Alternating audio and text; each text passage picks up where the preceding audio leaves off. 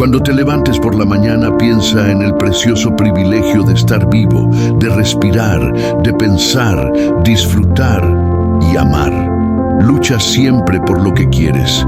Aprende a valorar lo que posees. Conserva con amor todo lo que tienes.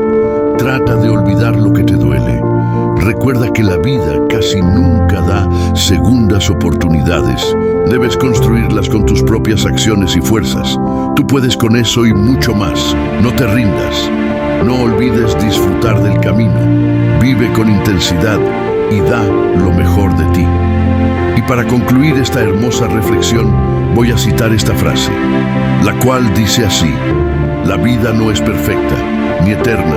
A veces duele, a veces cansa, a veces hiere, no es fácil y a veces no es justa, pero a pesar de todo, la vida es bella. Que Dios te conceda todo lo mejor en este día y que su presencia te acompañe en todo momento. Amén. Buenos días, bendiciones.